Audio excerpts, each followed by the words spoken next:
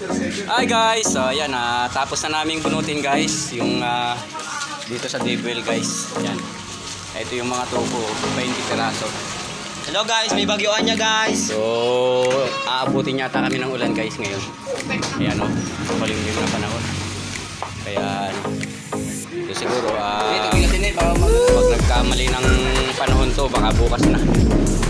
Tutok mo doon, lakas ng hangin na ngayon. Ayan o, lakas ng hangin guys eh, no? Oo guys, lakas ng hangin. Ayan. Ayan o. Kapag lumakas ang ulan guys, continuous kami na ito bukas. Ayan.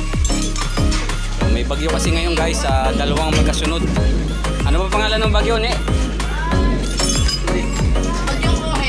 May bagyo kasi ngayon na dalawang magkasunod. Kaya actually papunta talaga kami sa Quezon ng mga tropang coach. Mga tropa namin, kaya lang hindi natuloy dahil nga may dalawang bagyong magkasunod yan. So yan guys, yung puso na aming ginagawa. Tinatabunan na yung yung nilalagyan ng sako yung pinakamakina kasi baka mabasa ng ulan. Pwede yan. Kanya-kanyang rota. Eto guys, ito yung pag-ikot namin yan. So naka-prepare, ibig sabihin katatapos lang namin. Hindi lang ako nag-vlog kanina, nag-umpisa kasi mamadali kami.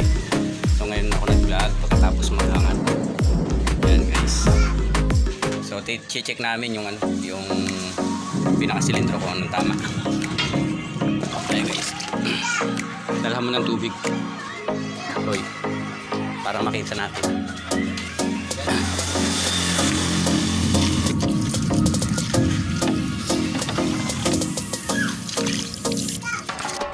Yan guys, so yung namin sa silindro ay tiyak. Okay. Tiyak na no?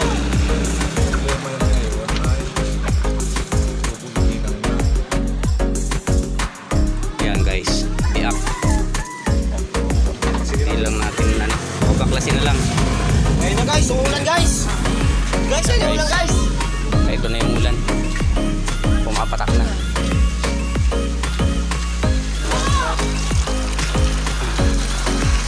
Ayan guys, sinabot kami ng ulan guys. Ayan. So, ayan yung aming cylinder. Nakabot ko ng tubo.